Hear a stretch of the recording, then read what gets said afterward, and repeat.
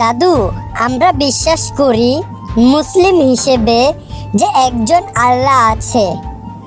আমার প্রশ্ন দাদু, আল্লাহর পরিচয় কি? তুমি আমাকে অবশ্যই জানাবে এবং সকল মুসলিম ভাই বোন যাতে জানতে পারে। হ্যাঁ দাদু, আমি তোমাকে অবশ্যই আল্লাহর পরিচয় জানাবো। তার আগে যদি কেউ অমুসলিম মুসলিম হতে চায় বা মুসলিম ঘরের সন্তানই থাকে, সর্বপ্রথম তাকে কালেমা শাহাদাত পাঠ করতে হয় মুসলিম হওয়ার জন্য। আশহাদু আল্লা ইলাহা ইল্লাল্লাহু ওয়া আশহাদু আন্না মুহাম্মাদুর রাসূলুল্লাহ।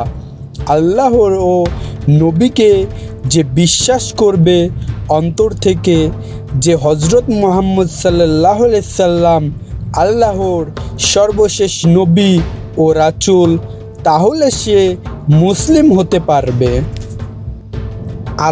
আল্লাহর পরিচয় পবিত্র আল কুরআনে 112 নম্বর সূরার ইখলাসের ভিতরে দিয়ে রেখেছেন।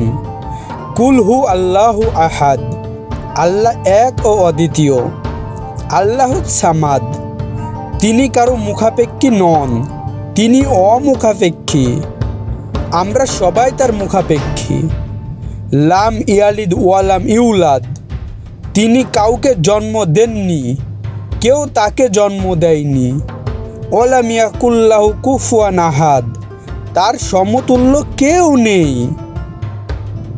দাদু ভাই, আল্লাহর পরিচয় আর আল্লাহ কে তা প্রতিটা মুসলিমের জানা খুবই গুরুত্বপূর্ণ এবং খুবই জরুরি।